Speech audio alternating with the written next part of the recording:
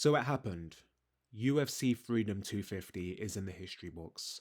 Perhaps the biggest mixed martial arts event of all time, certainly in the UFC, occurred last night, and it's still something which I'm processing. There's a lot of great things to come from that card in terms of the quality of the action, the upsets, the stories, new champions. Um, it was historic, I have to say. I made a video on this very channel talking about the card I would have made for this event, which I felt would have just made it slightly more marketable. And I think looking at the fights on paper, a lot of people had questions about whether this was going to be worth watching.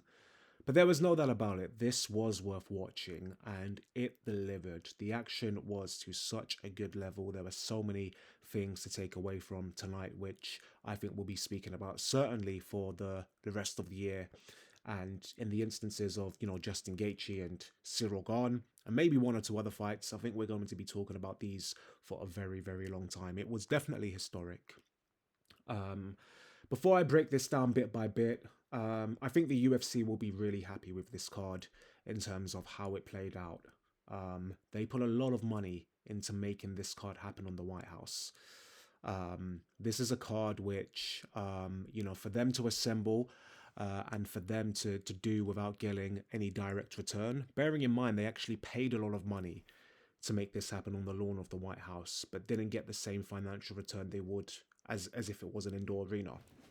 Um, for them to do this, for them to basically, burn money in the process to make this, at the very least, if they're not going to get a direct return, they want as much marketability and as much attention on their product. And I think when you've got 7 knockouts, when you've got such a unique setup to host mixed martial arts, and you've got celebrities there who are, helping make the occasion even more special. We saw Mark Zuckerberg there, we saw Triple H and Roman Reigns from the WWE there. Um, Obviously, you've got the President of the United States there.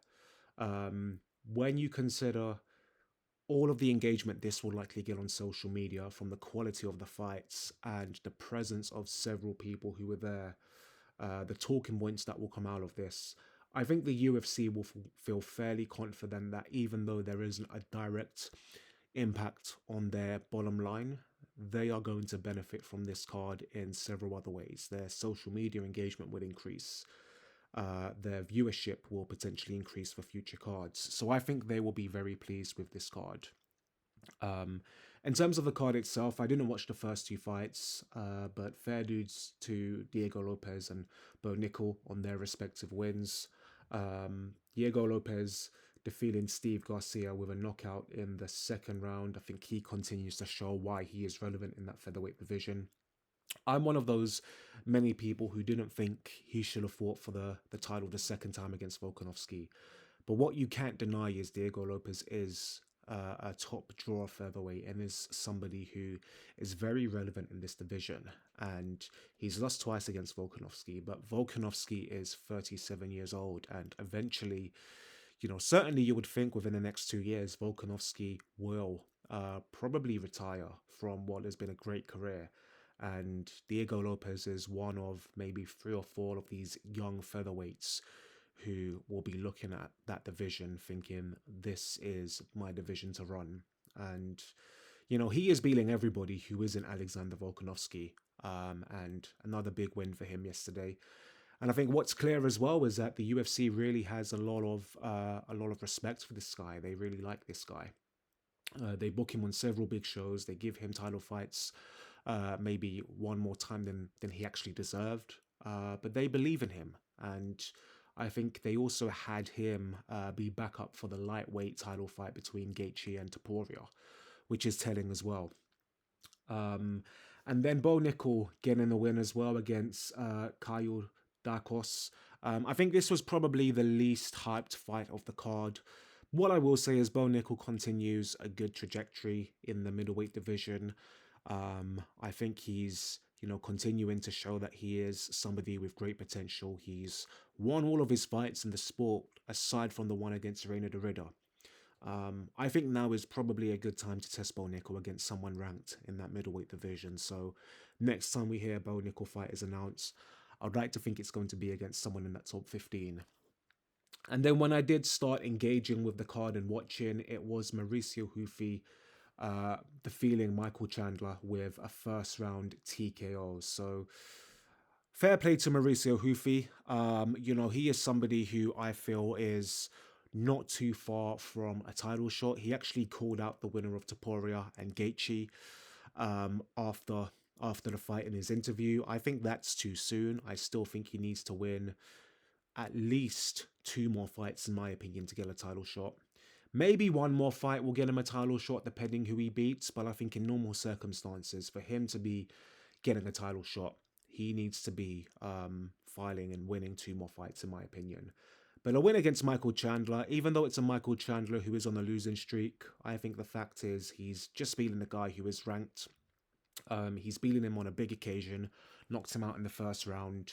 And Mauricio Hufi is now a serious contender in this lightweight division.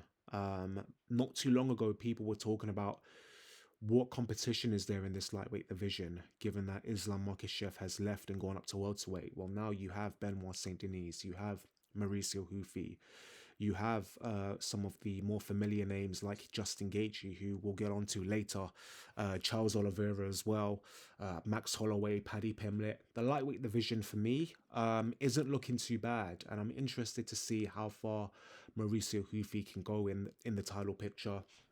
As for Michael Chandler, I'm somebody who's watched Michael Chandler from his Bellator days, but he's now 40 years old. And initially, the rhetoric about Michael Chandler in the UFC was he wasn't winning many fights, but he was going in there against the best and he was having absolute scraps and making them competitive. His fights against Justin Gaethje, Charles Oliveira, certainly the first time against Charles Oliveira, and Dustin Poirier were very interesting fights, and I think he walked out of those fights with a lot of respect. But right now, Michael Chandler doesn't look like he can compete against the very best in this lightweight division. At 40 years old, I guess, does he continue filing? If so, I think he needs to be filing outside of the top 15. Maybe a fight between him and King Green could be interesting. But otherwise, I think Michael Chandler probably, you know, is at a point where you would expect, if not now, then certainly in the next fight or the next two fights, he'll be considering retirement. Um, and then we saw Josh Hokit knock out Derek Lewis, or sorry, a TKO against Derek Lewis. Um, Josh Hokit continues to, raise his profile, and a lot of people have questions about Josh Hokit because of the gimmick, and it is a gimmick. Let's be honest. Josh Hokit is not the person that we see in these interviews and in these promos. Okay, this is a man who is clearly playing up to the camera because he realizes what sells and what gets attention. I remember his first couple fights in Bellator. He was anyone in terms of how he acted. He was anyone in terms of his profile and his character. But he's clearly now developing what is almost like a WWE gimmick. Quite telling, given that Triple H and Roman Reigns were actually at the card. So a bit of irony there. But he's playing up to the camera because it gets people talking. The same way we've seen other fighters like Colby Covington in the past. You know, how to stay relevant? Well, you make yourself interesting outside of the cage as well as inside the cage. But Josh Hokit can fight. I would say, this fight and the fight against Curtis Blades have really made him relevant. Up until then, perhaps the competition wasn't fantastic. Perhaps he was beating guys who had no significance. But now beating Derek Lewis on top of Curtis Blades, I think puts Josh Hokit in a very interesting position to maybe be calling out some of the bigger names. And he did call out Alex Pereira, which I think is a very interesting fight. And given the outcome of Cyril Gane, the feeling Alex Pereira, which we will talk about very shortly, I think that's a fight the UFC should be looking at making. I think it's a fight which will definitely sell. You've got two very conflicting personalities.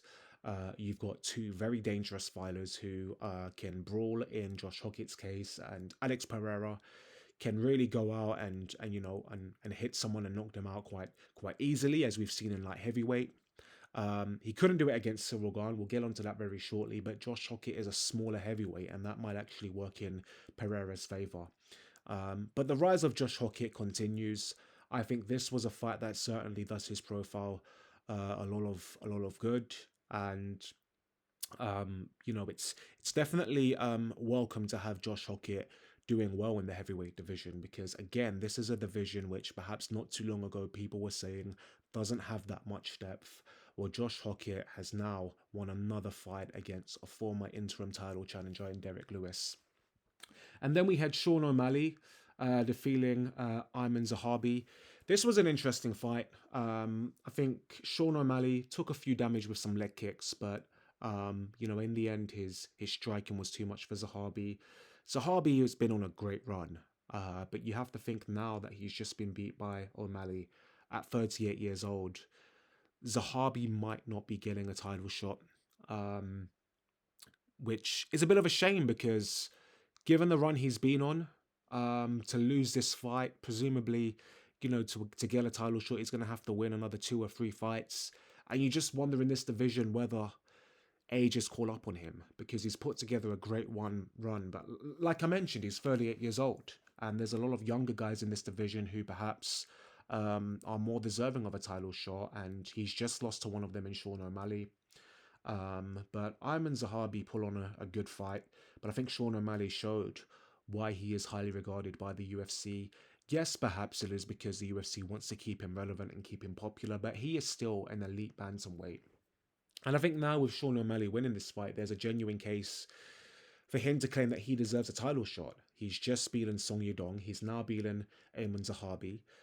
In a short space of time in 2026, he's got wins against guys in the top 10, very good fighters who I think will have been trying to beat Sean O'Malley to get themselves a title shot. Um, but now Sean O'Malley, I think, is worthy of a title shot. However, I would say there are two guys who probably are more worthy than him. Marab has to get the rematch against Pereira, in my opinion. That's a fight that the UFC need to do again. And then maybe you could do a fight between Umar Nurmagomedov and O'Malley as a title eliminator at some point. I think if you're going on merit, probably Umar is still more deserving than O'Malley. Um, but I think O'Malley now, having beaten another top contender, it's close. And maybe O'Malley actually probably is as deserving as Umar, come to think of it. I think they're both in very strong positions to be pulling forward a title shot. But that could be a good title eliminator. The winner faces the winner of Yarn and Marab. I certainly think, the UFC have some good possibilities in this bantamweight division. And, with O'Malley winning, that's another star that they've previously tried to push, who they can pull into relevance again, which I think is what they really wanted. And then we get on to the two title fights, the co-main event for the interim heavyweight championship. Cyril Gane winning by TKO in the second round against Alex Pereira. And this was the first of two surprises in our title fights. I think a lot of people felt Alex Pereira would just knock out Cyril Gane, because a lot of people feel that Cyril Gane is a good fighter, but when he fakes and wants the very best, when you pull him in there with Francis Ngannou and John Jones, he finds that his level is maybe not to that standard. And he's gone in the cage now against someone who has been a champion in two other divisions before, was very dominant at light heavyweight, but he was able to land some great shots against Pereira. I think first and foremost, he looked a lot bigger than Pereira, which is to be expected because obviously Gane is the natural heavyweight. Pereira, has obviously added on the muscle and the pounds to make weight for this fight. But even then, you see the difference between both guys. Cyril Gane has tree trunks for thighs, and even though people may say he doesn't hit that hard, given that he has a size advantage and more power naturally in this weight class than a light heavyweight, he was able to get the better of Pereira. Pereira did look like at some point he was having some success, but of course it's very different punching a middleweight or punching a light heavyweight compared to punching Cyril Gane, who is huge. And Cyril Gane, now being a two-time interim champion, is going to get that deserved rematch against Tom Aspinall for the undisputed heavyweight championship. That's a fight which I think the UFC should have booked anyway. I think there was always a bit of risk that if Pereira wins this fight, you're taking away a really good second fight between Aspinall and Gane, because people forget that before the eye poke in the fight between Aspinall and Gane was actually having some success. Yes, we're talking about less than a round. Yes, it's very limited evidence of what could have occurred for the whole fight, but Gane was giving Aspinall a few problems which no one else in the UFC has. So I think Gane is a legit contender. And I think he, going into a fight against Tom Aspinall as an interim champion, now just makes this more interesting because you can frame this from a marketing point of view as champion versus champion. Um, for Cyril Gane, he's very much someone who, has got close to the belt but never actually won it. Been interim champion before, now interim champion again. I think there's a really good promo package that the UFC can pull into this rematch between Aspinall and Gane. I'm excited we're gonna get this fight again because I think this can actually deliver, and these are two heavyweights who can strike, who I think will pull on a barn burner pending there's no eye pokes this time. And then in the main event, the biggest surprise of the night perhaps, and the biggest story to tell, Justin Gaethje winning the undisputed, yes, undisputed lightweight championship from Ilia Topuria, winning after the fourth round from a corner stoppage.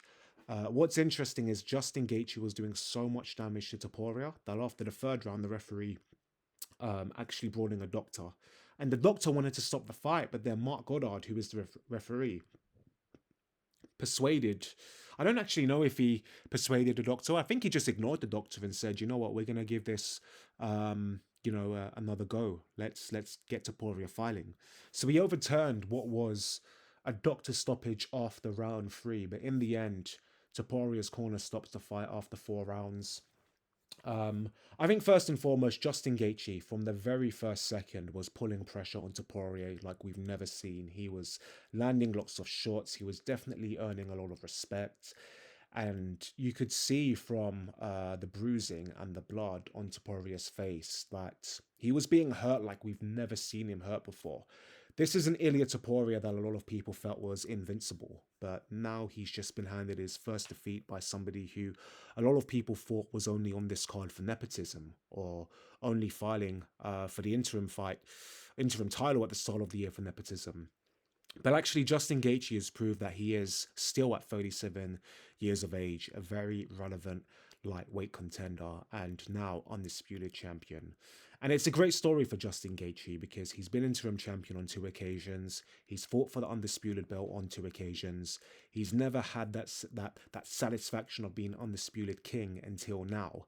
And this was his third attempt of going for that lightweight gold. And if you look back at his last 2 attempts, number one was during the pandemic against Khabib Nurmagomedov in an empty arena in Abu Dhabi.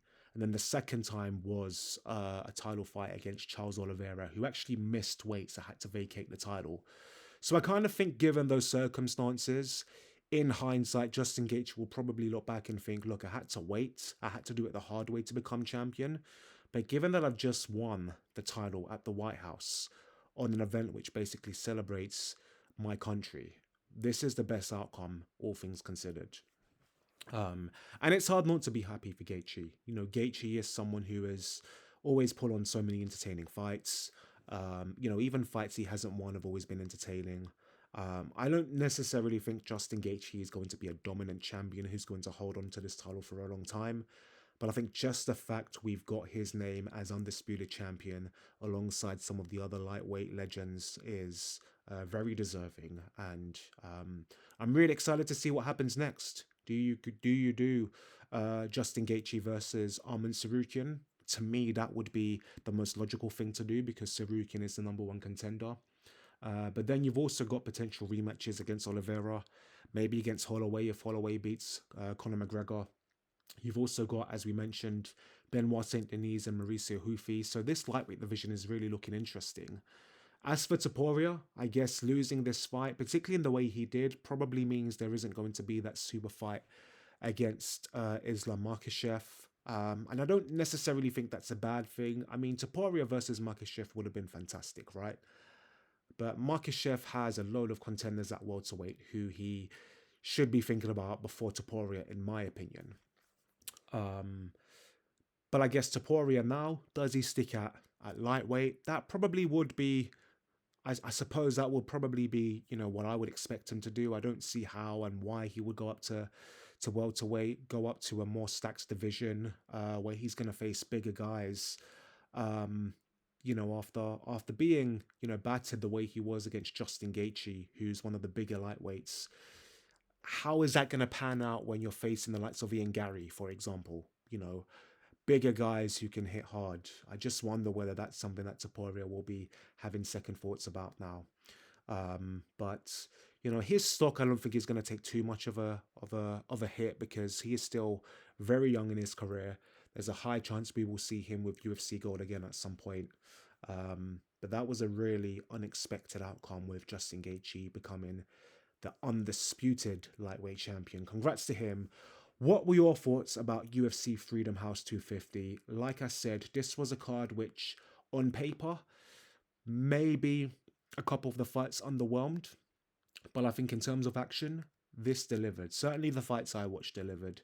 7 fights, 7 knockouts. I think this is definitely a really interesting chapter for the UFC with Justin Gaethje as champion, with Cyril Gane interim champion again. The stardom of Josh Hokit continues. The rebirth, if you like, of Sean O'Malley continues. The stardom of Mauricio Hufi. So many interesting stories to take from this card, and a real milestone in UFC history. So I'm looking forward to seeing what happens now. But no, I have to say, it was a good card, like I knew it would be. But in terms of the action, it definitely 100% delivered.